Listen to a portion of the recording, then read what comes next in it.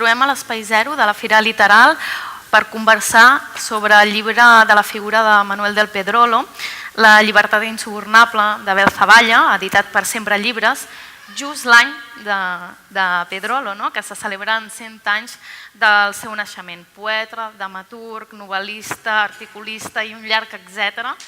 Per parlar-ne tenim amb nosaltres Bel Zavalla, l'autora. Hola, Bel, benvinguda. Gràcies. Adelaide de Pedrolo, que és la filla de Pedrolo, benvinguda també. Gràcies. I Ana Maria Villalonga, que és precisament la comissària d'aquest any tan important. Benvinguda. Gràcies. Manuel del Pedrolo, conegut, més conegut per al manuscrit del Segon Origen, bàsicament perquè tots ens l'hem hagut de llegir en algun moment a l'escola. És un dels llibres més venuts a la literatura catalana, però ell té 127 obres més que va fer, diguéssim, o han estat editades. Un dels autors més censurats durant el franquisme, fidel a la llengua catalana i defensor de la lluita independentista, lligada, això sí, a la lluita de classes. Arriba aquest any del Pedrolo després de la celebració d'1 d'octubre, de la proclamació de la República, de l'aplicació del 155 i també, malauradament, del retorn de la censura i la persecució de la llibertat d'expressió. A totes tres us preguntaria quina columna escriuria ara mateix Manuel del Pedrolo? És difícil dir el que escriuria una persona que no hi és encara, no? Però tenint en compte tot el seu bagatge seria totalment crític amb la situació que estem vivint ara i tota la situació que realment és d'un assetjament sense precedents, amb una màscara que... De fet, el pare, quan va haver-hi la transició, quan el Franco es mor ja a la transició, que tothom s'acomoda i es pensa que som un estat democràtic i que amb les eleccions ja podrem decidir, ell no s'ho creu mai això, ell continua batallant i es queda molt sol. De fet, en aquest aspecte es va morir molt sol perquè la gent el va anar abandonant per molest, inclusiu la classe intel·lectual. Avui estaria rabiós, jo diria, com la majoria de nosaltres. Jo crec que podem agafar molts dels articles que ja va escriure, no caldria una columna nova d'avui, podríem agafar molts dels articles que ja va escriure fa 20-30 anys i publicar-los avui i potser canviant només algunes sigles ja n'hi hauria prou. Sí, jo penso igual i el que penso és que estaria realment molt rabiós i d'alguna manera seria molt batallador, continuaria sent tan batallador com era, però d'alguna manera estaria trist de veure que han passat tants anys i continuem igual o pitjor, no? Que els seus pitjors pronòstics es confirmaven. Clar, de fet, jo fa 3 anys que publico cada dia en el Facebook i en el Twitter una cita del pare.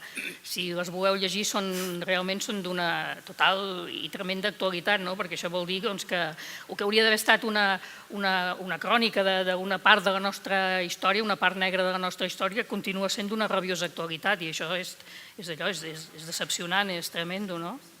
Sí, jo crec que en aquest sentit estaria molt decebut, molt. Bé, el que et va portar a fer aquest llibre, perquè avui parlem precisament del llibre d'aquest, de color groc. De color groc. Jo tenia en Pedrolo com a referent polític, sobretot. El coneixia com a novel·lista, la faceta novel·lista tenia les nocions bàsiques, però havia llegit això, els articles que havia publicat a la premsa, i em va arribar la proposta de l'editorial de poder fer la biografia de cara al centenari i només podia dir que sí, i per tant ens hi vam posar, tan bon punt ens ho van proposar. Anna, un any intens, no? Molt intens, la veritat és que amb la de l'AIS ho parlem cada 2 per 3 i tenim l'esperança de continuar vives durant tot l'any 2018. La veritat és que ens ha superat i jo ara li deia, quan a mi la Laura Borràs em va proposar de ser la comissària de l'any Pedrolo, jo em vaig creure, em vaig imaginar que la meva tasca principal seria intentar trobar actes, dinamitzar-ho, buscar llocs, buscar gent interessada a fer coses, etc. I no m'ha calgut, o sigui, al contrari, les coses han vingut a nosaltres i ens han desbordat i, per tant, en aquest sentit, i en molts altres estem molt satisfets. El que passa que sí, esclar, no parem, és un no parar constant. Quin acte hi ha previst d'aquí poc que recomanaries? Ho dic perquè tens un públic que almenys li interessa aquest llibre. És que, a veure, en fem arreu del territori, molts promoguts per associacions diverses, no? Doncs Òmnium n'ha promogut molts, les aules d'extensió universitària per a la gent gran de molts indrets, les biblioteques de tot el país, després hem fet ja un congrés universitari el mes d'abril, n'hi haurà un altre a l'octubre a la Universitat de Barcelona. El que passa és que recomanar-ne un se'm fa difícil perquè tots són a llocs diferents. Jo el que els recomanaria a la gent és que mirés la pàgina oficial del centenari i allà trobaran tot el que es fa. Més o menys ho anem introduint de mica en mica perquè tampoc donen a l'abast les noies de la Institució de les Lletres Catalanes i allà veuran el que tinguin més a prop o el que els pugui interessar més. La de l'Eix Volta sense parar, jo igual i cada dia estem en un lloc diferent. Després sí que és cert, però això ja és una cosa més específica, que aquest divendres que ve fem un acte al Castell de Concabella, a l'Espai Pedrolo, però és un acte promogut pel Departament d'Ensenyament per parlar amb els professors de secundària, per promoure la lectura d'un altre Pedrolo que no sigui el del mecanoscrit a secundària i tot això. Després també s'han implicat molt, sobretot els ateneus independentistes també han fet moltes activitats. Anem introduint elements a l'independentisme. M'he plantejat llegir alguns fragments del llibre perquè crec que és prou contundent per no haver d'explicar-ho. El nacionalisme només té justificació quan un poble necessita apurar els extrems de la seva consciència col·lectiva i exaltar els seus valors per tal de fer pinya a l'hora de combatre l'enemic que l'ataca o d'allunyar l'ocupant que l'obliga amb el seu fet consumat. Un cop passat el perill o alliberat el país, el nacionalisme és un sentiment negatiu. Es converteix en xovisme que menysprea tot allò que no pertany a la seva comunitat. Em sembla essencial, sobretot també el moment en què vivim, el nacionalisme, el concepte nacionalista tan ben explicat de Pedrolo. Què hi diríeu sobre això, aquestes paraules? Jo el que sé és que ell defensava això. Per ell l'objectiu del nacionalisme havia de ser la independència, perquè li semblava això, que qualsevol objectiu que no fos aquest t'acabava convertint en un xovinista i per tant en res de bo. Ell durant molts anys es considerava nacionalista en el sentit de defensar el que és propi però sense considerar-te millor que els altres. A ell li molestava molt que hi hagués determinat aspecte polític que abanderés el nacionalisme i que a partir d'un moment determinat de la història s'hagués acontentat amb l'autonomia. I és a partir d'aquí que ell aparta una mica el concepte de nacionalista i es defineix sense complexes com independentista, perquè li sembla que aquella gent que abanderava el nacionalisme i que per tant havia de tenir com a objectiu la independència s'havia quedat a mig camí i ell no volia tenir res a veure amb aquest perfil, diguéssim. I és per això que a partir d'un moment determinat deixa d'anomenar-se nacionalista i defensa la independència i s'anomena independentista perquè no hi hagi dubte de què és el que ell vol. Sí, jo crec que això... No, anava a dir que això és molt important per entendre el personatge i per reivindicar el personatge, en el sentit que no crec que a ell li agradés, i suposo que a la seva filla no li agrada, i que no és el que es tracta de pensar que Pedrolo és un home que creu en un país tancat, en un país petit, en un país no internacionalista. Pedrolo és un home d'esquerres i la seva lluita independentista va absolutament lligada a la lluita de classe. I en aquest sentit ell és un home que defensa la diferència, que defensa tots els pobles, i etcètera. I el seu independentisme no és ni de bon tros un independentisme tancat, i això com a referent penso que és necessari que es digui, que no hi hagi interpretacions que no són les que ell defensava. Que ell aprofita, no només es declara independentista en una època en què ningú s'atreveix a dir-ho, sinó que a més aprofita la seva capacitat de ressò mediàtic per deixar-ne sempre testimoni. És un intel·lectual que no es deixa entrevistar si no pot contestar en català, que no tolera que se l'inclogui dintre d'un listado de autores espanyoles i que no col·labora en cap revista ni en cap diari en castellà. Vull dir que la seva posició sempre va ser molt clara. Seguint amb el que tu dius, Anna, deia cap alliberament no és total si no comprèn les classes, els sexes, les races i els pobles. És aquest aquesta interacció entre tots els elements de la societat, al final. Sí, jo crec que ell era un home molt avançat a la seva època, de vegades incomprès en aquest sentit, molt modern, i que segurament podríem subscriure al peu de la lletra gairebé tots els seus supòsits, malgrat els anys que han passat. Era un home que defensava la dona, que defensava evidentment les classes socials, que es posicionava clarament, però sobretot llegint les seves obres, a mi el que m'interessa més veure i el que crec que s'ha de destacar també en aquest any, a banda del seu vessant només ideològic, és també la seva capacitat dialèctica. A mi em sembla que és un home que sempre posa els debats damunt la taula, sigui des de la ficció o sigui quan escriu els dietaris o quan escriu els articles. No es conforma amb res. És extremadament crític i aleshores el seu propi pensament també se'l planteja sempre. I això amb els seus personatges es nota molt. I crec que en aquest sentit és precisament un dels sentits que el fa insubornable des de la seva posició de llibertat. El que passa que no es pot diferenciar, jo penso en aquest cas, amb això amb la gent a vegades hi tenim una certa pugna, no es pot diferenciar perquè ell mateix va dir que si la situació del país hagués estat una altra, la seva literatura hagués estat diferent, però com que no era així i ell només sabia servir-la d'una manera, que era aquesta escrivint, el que va voler fer és dotar-la de normalitat literària. Llavors, esclar, jo penso que en aquest cas no es pot separar una cosa de l'altra. Per això ens incorpora a casa nostra tota una sèrie de gèneres que aquí no s'escrivien perquè hi hagués literatura en aquell gènere en català. Jo quan em referia a això, em referia que ell no es conforma amb res a cap nivell i que aleshores ell sempre planteja debat sobre les coses i que fins i tot les seves creences més, a la paraula dels botxins, una novel·la dura que forma part de la tetralogia de la Terra Prohibida, enmig d'aquelles tortures horroroses que està passant el personatge s'ho planteja tot, es planteja també la seva actuació durant la guerra. Això és el que vull dir, vull dir que Pedrolo ara mateix si visqués, a mi em fa la sensació que seria molt crític amb tothom, no? I és aquest punt crític que va fins al final el que em sembla que és molt remarcable, almenys és la meva impressió. I crec que això es veu llegint-lo quan parla de la realitat amb els articles i tal, però també llegint-lo en les novel·les, és una mica el que volia dir. Creieu que és important, per tant, tenir molt present la seva mirada, encara que en uns altres anys, però la seva visió, la seva mirada sobre el que està passant avui en dia, és a dir, que no ens deixem com eclipsar pel debat polític, el que està passant i ens anem també a preguntar-nos altres coses?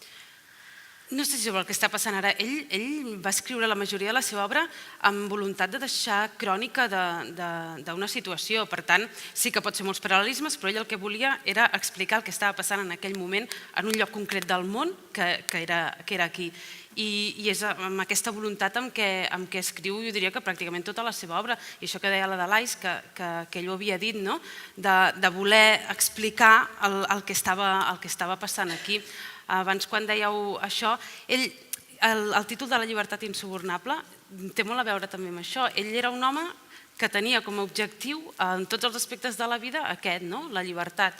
I això engloba la manera d'escriure i la manera d'entendre el món i la societat. De fet, diferents autors que nombres en el llibre que havien conviscut amb ell sempre el referien com a un home lliure, completament lliure.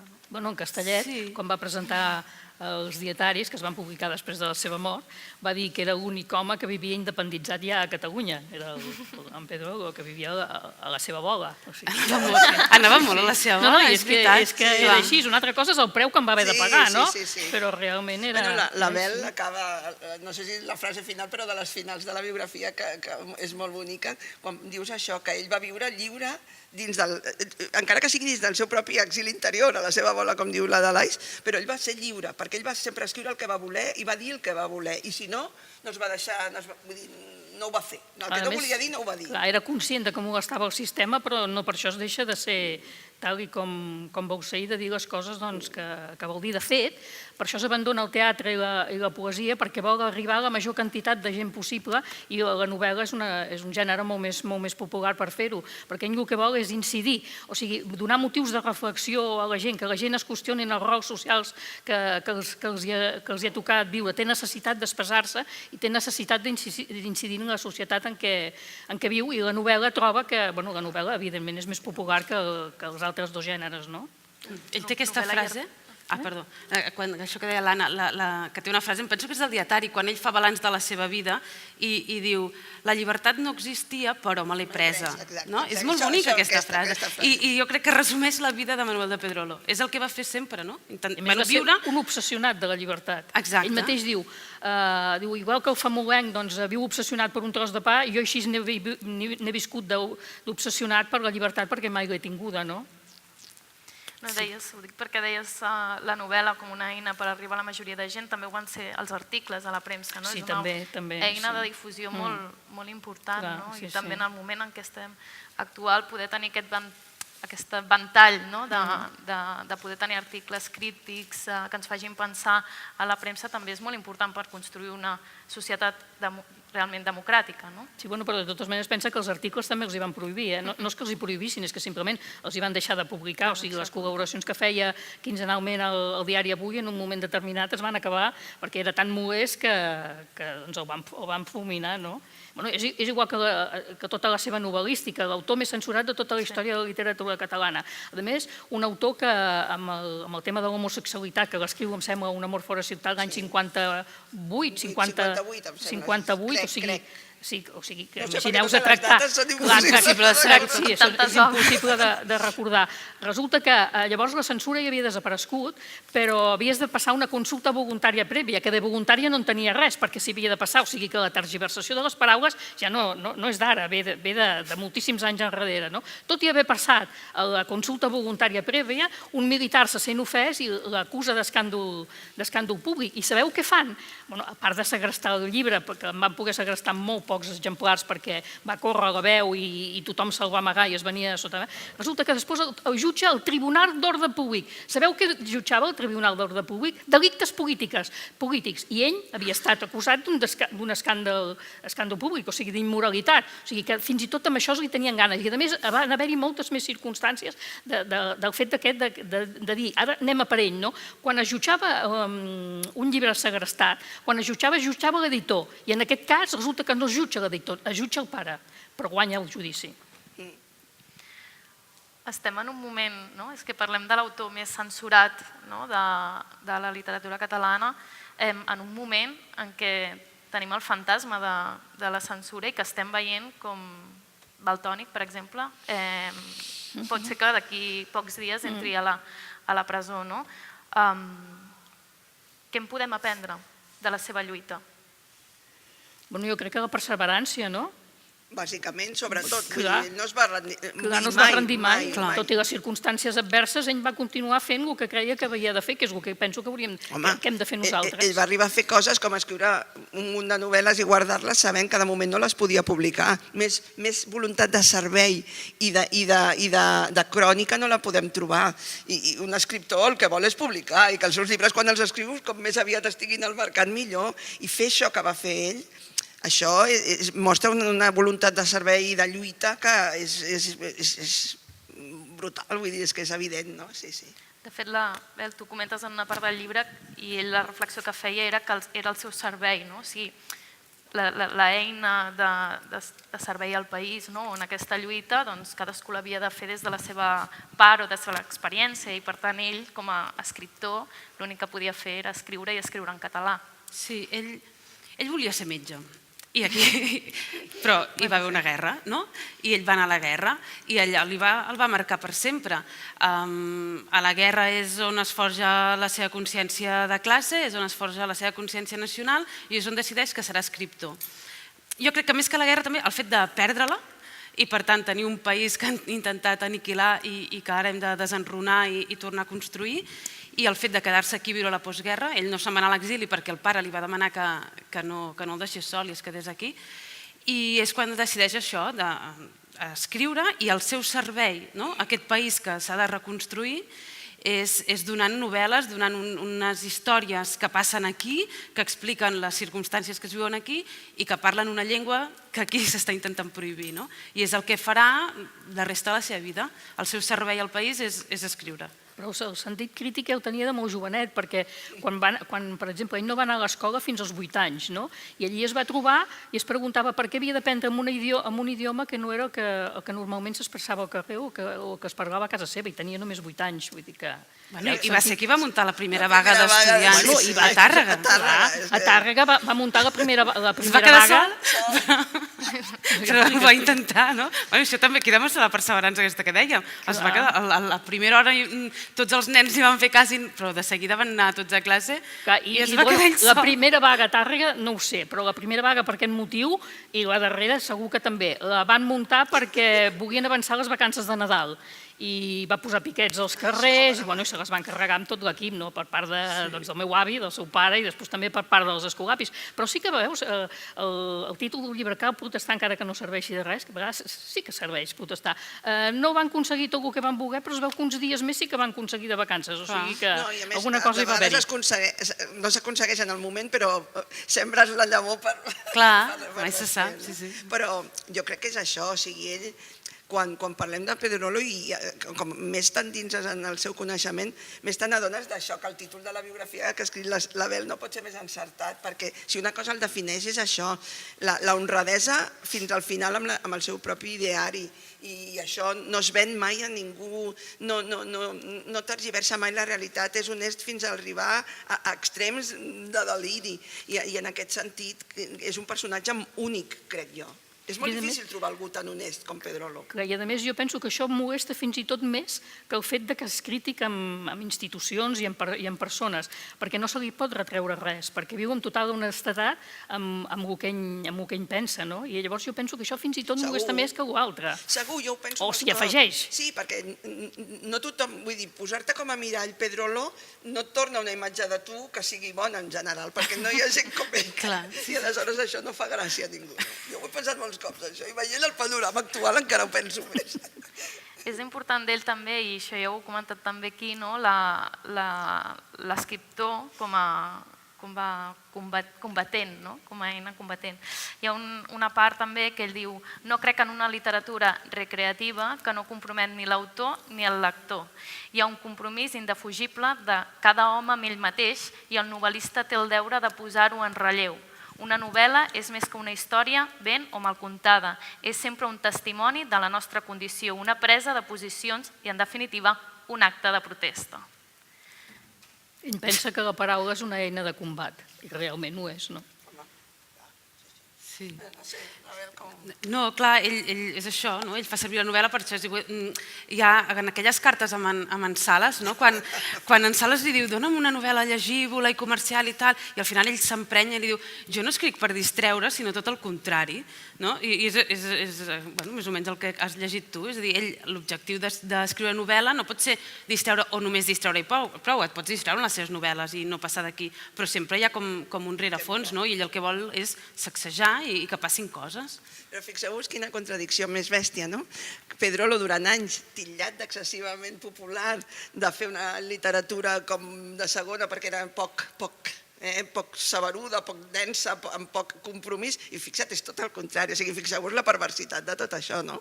I també el fet de pensar que no perquè fos popular podia deixar de tenir vàlua la seva literatura, això tampoc no li perdonen.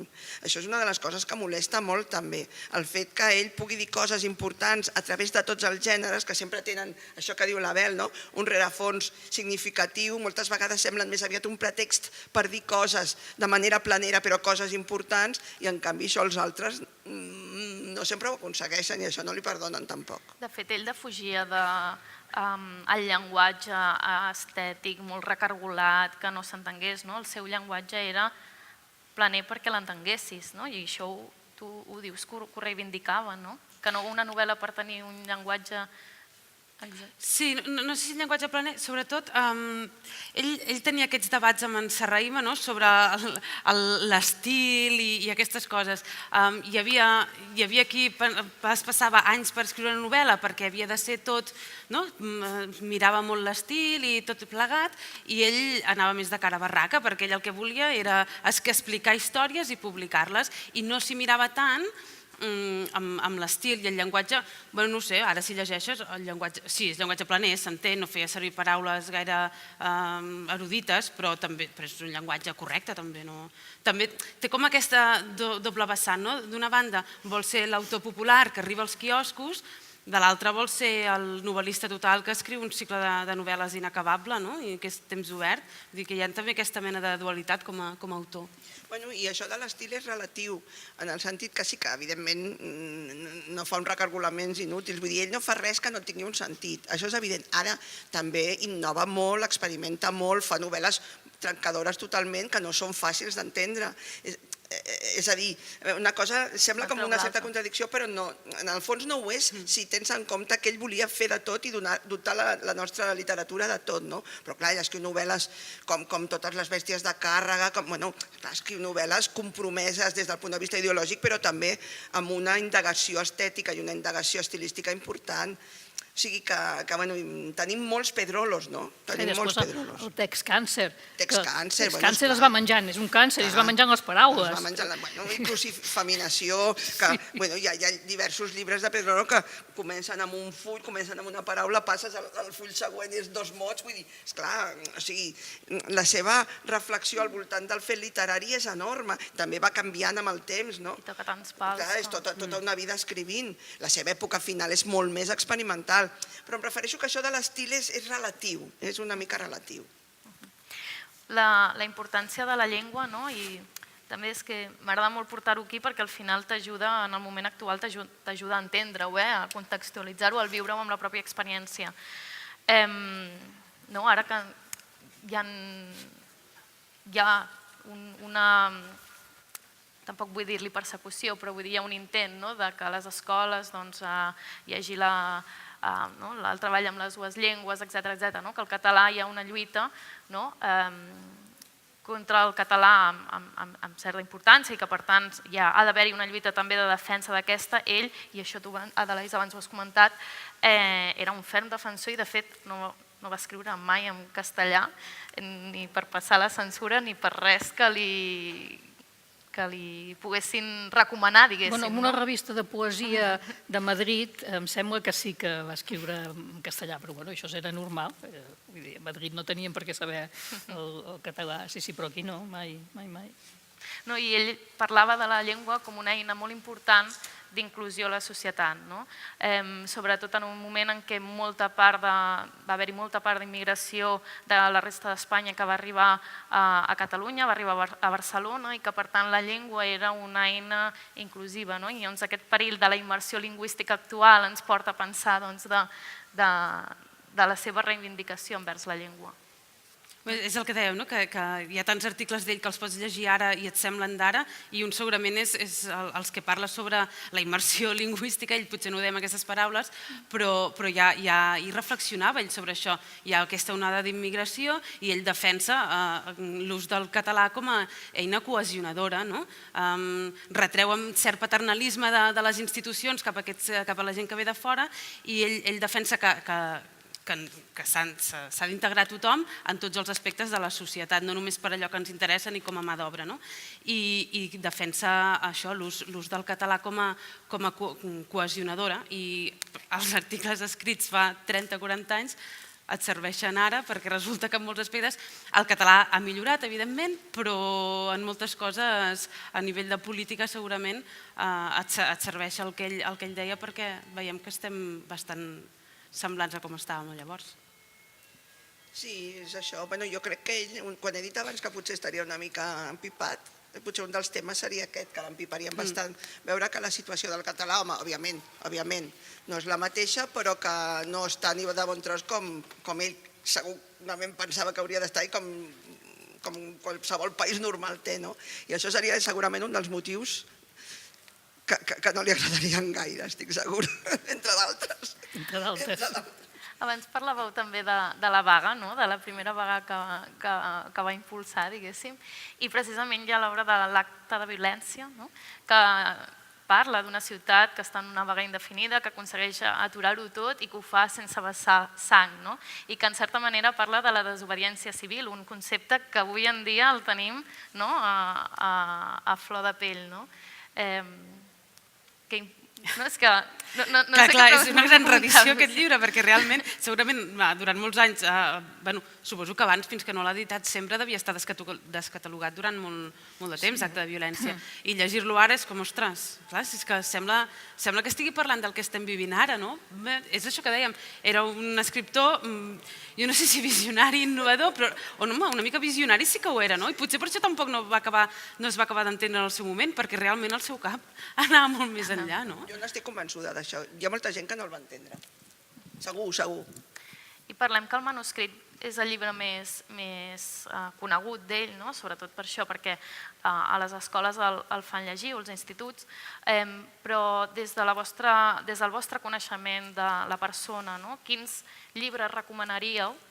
Aquella gent que vol descobrir. És la Em pregunta. deixeu contestar a mi. Contesta. Bé, mireu, durant moltíssims anys els llibres del pare no s'han trobat absolutament enlloc, han estat totalment descatalogats, excepte el mecanoscrit, joc brut i poca cosa més. Resulta que des de l'any 2016 hi ha una sèrie de petites editorials que s'han dedicat a recuperar títols de diverses gèneres. Llavors a mi em sembla bastant injust que ens diguis que recomanem un llibre quan moltes d'aquestes editorials avui dia sabem el que costa, el cost econòmic que té. Llavors jo penso que no hem de... Una cosa és que jo parlant amb l'Anna digui que aquesta novel·la és la meva... m'agrada més que l'altra, i l'altra que públicament recomani una novel·la en detriment dels altres. Em sembla que això és perfectament comprensible. No, però és que de tota manera totes les que han sortit, a veure, entre 120 obres, n'hi ha de millors i de pitjors, òbviament, però és que totes les que han sortit són obres emblemàtiques, vull dir, no n'hi ha cap que diguis, és que totes són molt importants, i aleshores totes són llegidores, totes són Però també recomanables. s'hauria de preguntar a la gent quin Què gènere ens us agrada, Jo faig perquè això. si no t'agrada la ciència-ficció, t'agrada... Jo quan m'ho pregunten faig això, Clar. depèn del que us agradi, Clar, doncs depèn del que llegiu això, t'agradi. depèn del que us agradi, llegiu allò. És la sort de Però Pedrolo, clar, que en Pedrolo per tothom, no? Hi ha un Pedrolo per cadascú. dir quina novel·la recomanaries, a mi em sembla que és injust respecte de les editorials que es queden fora, o sigui, l'editorial que no ha publicat aquesta novel·la que diríem, no? Fem la volta i diem que ara quan acabi aquesta conversa se'n vagin a donar una volta, que Això. facin la gincama de Exacte. trobar els diferents llibres que Clar. s'han editat entre les meravelloses editorials que hi ha aquí i que per tant puguin escollir el que més els agrada. Si us sembla, obrirem al públic i la gent que ens heu estat escoltant, doncs si teniu també alguna pregunta a fer-li alguna de les tres, doncs ara és la vostra oportunitat per fer-ho. No sé si algú s'animaria.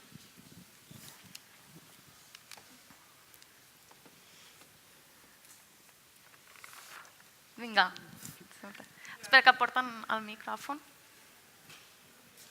Sí, jo ara tocaré vaig a la meva bola, però per mi, Pedrolo, quan jo el vaig conèixer, era la llibertat perquè era el traductor dels Pòtols místics. Ah, sí, i de molts d'altres. I en aquell moment era un llibre que el duíem molts a la butxaca i que l'hem rellegit i que els meus fills també l'han agafat com a llibre de capçalera. I penso que com a traductor no n'heu parlat i també era molt important. Sí, molt important. És una vessant bastant desconeguda del pare, la de traductor, que a més va aprendre a traduir, no va anar a classe, va aprendre a traduir amb una gramàtica i un diccionari sobre la taula. I després, anys després, quan jo estudiava francès i intentava parlar amb ell i fer pràctiques, no hi havia manera, perquè sabia traduir però no sabia parlar. O sigui que ni m'entenia a mi ni jo l'entenia amb ell. Això és una tasca ingent, Home, Pedrolo ens va fer arribar molts autors per primera vegada a Catalunya, molts autors que eren els que imparaven en aquell moment, els primers Steinbecks, els primers Dos Passos, els primers Hemingways, els primers Faulkners, ell era un gran amant de Faulkner, després tots els autors de novel·la negra, els clàssics americans, autors europeus, Simenon, Dürrenmatt, bueno, és que hi ha una llista també. Jo us recomano molt entrar a aquesta pàgina del centenari perquè allà tenim totes les llistes de tot el que va fer, tant de les traduccions a diverses llengües de les seves obres com de tot el que va traduir ell. I hi ha molta informació per qui tingui curiositat. Però la seva tasca com a traductor és molt important. A més, es va envoltar d'un equip importantíssim perquè, esclar, a la cua de palla els que traduïen amb ell eren en Folchi Camarasa, el Maurici Serrahima, la Maria Aurelia Campmany, el Joaquim Carbó, el Joan Oliver. Clar, eren aquesta gent que traduïen juntament amb Pedrolo. Són traduccions que avui en dia són petites joies independentment de l'obra original, no? Clar, i a més també tradueix per intentar, aquest tipus de gèneres, per intentar que la gent que no s'atreveixen en llibres de més tonatge literari, que puguin començar a llegir en català, que la novel·la negra se suposa que és més fàcil de llegir. Sí, clar, la seva idea és dotar el país de totes les ofertes possibles, que qualsevol lector pugui trobar, com en qualsevol literatura normalitzada, allò que li interessa en la pròpia llengua, i ja està, és així de clar. El que passa que això no era fàcil en aquells moments. No ho és ara encara. Doncs, si us sembla, nosaltres acabarem aquesta segona conversa d'aquesta tarda. Jo em quedo amb una frase, a veure si us agrada, que és: per l'únic que val la pena lluitar és per les utopies. Moltes gràcies a les tres per convidar-nos, per estar aquí, perdó, i moltes gràcies a vosaltres també per assistir aquí i a seguir, a buscar i a fer sobretot la gincama del Pedrolo aquí fora. I a llegir la biografia que ha escrit l'Abel, que crec que és molt recomanable perquè ens acosta la figura de Pedrolo d'una manera molt entenedora i molt agradable, i crec que és una biografia que val molt la pena. Perfecte. Moltes gràcies. Gràcies. Gràcies a vosaltres.